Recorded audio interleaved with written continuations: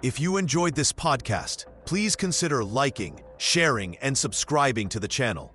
Sharing it with your friends and family helps spread knowledge. And when we help others grow, we grow too. Thank you so much for listening. Let's dive into the podcast. The Lorimer Burst. A mystery appears. Duncan Lorimer sat before his computer screen in 2007, sifting through old radio telescope data, like an archaeologist examining ancient artifacts. The Parkes Observatory in Australia had collected thousands of hours of cosmic recordings, most gathering digital dust in storage files. Nobody expected to find anything extraordinary in these forgotten signals. But something strange caught his eye. A single burst of radio waves, lasting just 5 milliseconds, blazed across the data like a shooting star. The signal was so intense, it seemed impossible. The Parkes Observatory in Australia had collected thousands of hours of cosmic recordings, had spotted it first while running routine analysis. They stared at the numbers, checking their calculations again and again. The burst showed signs of traveling an incredible distance. Radio waves from space get stretched and delayed as they pass through cosmic gas and dust. The more they travel, the more they spread out across different frequencies. This signal showed massive dispersion, suggesting it had journeyed billions of light years to reach Earth. "This can't be right," Lorimer whispered to himself. If the calculations were correct, this single flash had released more energy in 5 milliseconds than our sun produces in an entire day. The number seemed to break the rules of everything they knew about space. Word spread quickly through the astronomy community. Some scientists became excited, imagining new cosmic phenomena waiting to be discovered. Others remained doubtful. Could this be a glitch in the telescope? Maybe interference from a microwave oven or satellite? The signal appeared so briefly and vanished so completely that proving its cosmic origin felt nearly impossible. The Lorimer Burst, as it became known, sparked heated debates in research halls around the world. Computer models couldn't explain what could create such a powerful, brief flash. No known star or galaxy behaved this way. The signal seemed to come from empty space, from a region where nothing special appeared to exist. Months passed with no similar discoveries. The burst remained alone, a single mysterious event that refused to repeat. Some researchers began dismissing it as an error. Others couldn't let go of the possibility that they had glimpsed something truly unknown. The human drama behind the discovery proved just as compelling as the science. Lorimer faced pressure to explain or retract his findings. Young careers hung in the balance. The scientific method demanded verification. But how do you verify something that happens once and never again? This single burst would launch a decade-long quest. Telescopes around the globe began scanning the skies more carefully. Everyone wondered the same thing. If one such signal existed, how many more were out there waiting to be found? The cosmic whispers had begun. The Peryton puzzle. Earthly imposters and doubt. The excitement didn't last long. In the months after Duncan Lorimer's discovery, radio telescopes around the world began picking up similar signals. Scientists felt a rush of hope. Maybe they were onto something big. But something felt wrong. These new signals came too often. They appeared at strange times. Real cosmic signals should be rare, scattered across the vastness of space like distant lighthouses in an endless ocean. Dr. Sarah Burke-Spolor was one of the first to notice the problem. She worked at the same Australian telescope that found the original burst. Day after day, her team spotted these mysterious flashes. They called them Perytons, after creatures from medieval tales that cast shadows but left no tracks. The Perytons had all the right features. They flashed bright, and disappeared in milliseconds. They seemed to come from space, but there was something odd about their timing. They showed up during lunch breaks. They appeared when staff walked near the control room. Burke Spolor suspected the truth before anyone wanted to admit it. These signals weren't coming from space at all. They were coming from Earth, from something much more ordinary than alien civilizations or colliding stars. The revelation came slowly, like dawn breaking through thick fog. Someone left a microwave oven door open while it was running. At that exact moment, the telescope caught a Peryton signal. The pattern matched perfectly. Microwaves, kitchen appliances, the most mundane explanation possible. The discovery hit the astronomy community like a cold wave. If microwaves could fool their sensitive equipment, what else might be hiding as fake cosmic signals? Was the original Lorimer burst real at all? Had they been chasing shadows this entire time? Skeptics emerged from every corner of science. Some whispered about cover-ups. Others questioned whether any of these signals were genuine. The doubt spread through research papers and conference halls like wildfire. Teams spent years developing new ways to tell real signals from fake ones. They installed microwave detectors near their telescopes. They tracked every electronic device for miles around. They learned to recognize the signatures of car engines, cell phones, and even electric fences. Each false alarm felt like a step backward. Each real signal remained questionable. The line between cosmic mystery and earthly interference blurred beyond recognition. Scientists who had dedicated their careers to studying these flashes found themselves defending their work. Some colleagues stopped believing entirely. Others pushed forward, convinced that somewhere in the noise, genuine cosmic whispers were waiting to be heard. The question haunted every detection. Was this message from the stars, or just another microwave heating someone's lunch? Proof beyond doubt. FRBs confirmed across the globe. The year 2013 changed everything. A telescope in Puerto Rico picked up something strange. The massive Arecibo dish, famous for its role in countless discoveries, caught a flash of radio waves that lasted just milliseconds. Scientists stared at their screens in disbelief. This wasn't the first time they'd seen such a signal. But now they had proof that couldn't be ignored.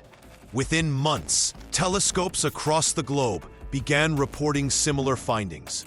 The Canadian Hydrogen Intensity Mapping Experiment, known as CHIME, detected burst after burst. In Australia, the ASKAP telescope array captured signals with startling clarity. Each detection told the same impossible story. These weren't local signals bouncing off satellites or interference from Earth. The radio waves traveled billions of light years to reach us. They came from galaxies so distant that their light began its journey when the universe was young. Dr. Laura Spittler sat in her office at the Max Planck Institute, watching data stream across her computer.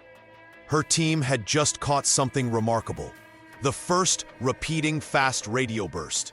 The same source had sent multiple signals over several months. This discovery shattered earlier theories that suggested these events happened only once. The scientific community buzzed with excitement and confusion. If these bursts repeated, what could possibly create such powerful signals? The energy required boggled the mind. In mere milliseconds, each burst released more energy than our sun produces in an entire day. Teams around the world began sharing data with urgency they hadn't felt in years. The European Space Agency coordinated efforts between continents. Radio telescopes in China, South Africa, and California all turned their attention skyward, searching for more clues. Meanwhile, the original discoverers felt a mixture of relief and wonder. For years, some colleagues had questioned their findings. Now, with confirmation pouring in from every corner of the globe, vindication felt sweet. But vindication brought new mysteries. The more telescopes that joined the hunt, the stranger the picture became.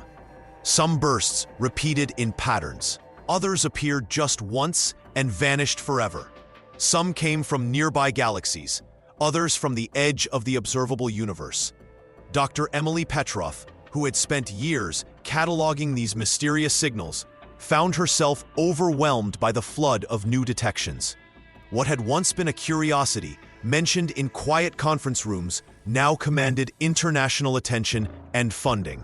The astronomical community realized they were witnessing something unprecedented. These weren't just radio signals.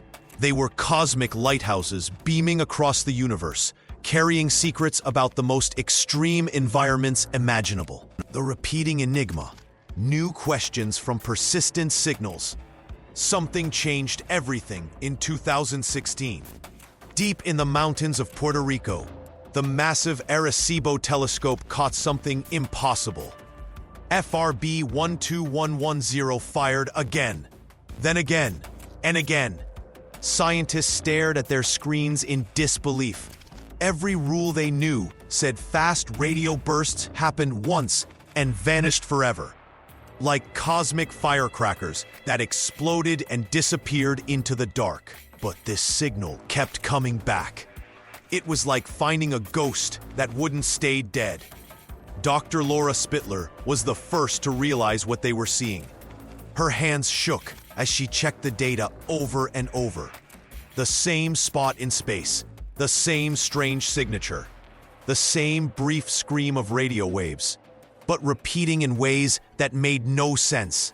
Word spread through the scientific world like wildfire. Labs around the globe turned their equipment toward that patch of sky. Everyone wanted to see the impossible signal for themselves. The discovery shattered everything they thought they knew about these cosmic mysteries.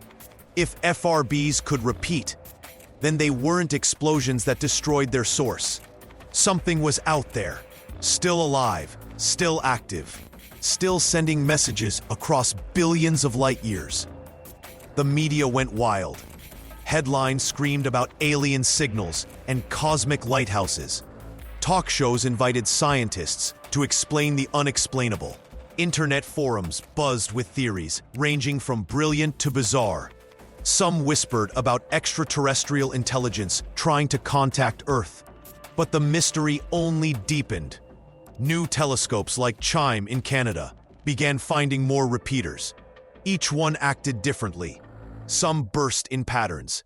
Others stayed quiet for months before exploding back to life. FRB 180916 even seemed to follow a schedule, like clockwork, ticking in the depths of space. The patterns were haunting. 16 days of silence, 5 days of activity, 16 days of silence again. What natural process could create such precise timing? Scientists proposed exotic theories about spinning neutron stars and magnetic fields twisted into impossible shapes. Yet none fully explained the strange behavior. The hunt intensified. Radio telescopes worldwide joined a cosmic treasure hunt, scanning the skies for these elusive signals. Each new discovery brought more questions than answers. Some repeaters lived in distant galaxies. Others seemed closer to home. Some burst hundreds of times. Others whispered just twice before falling silent.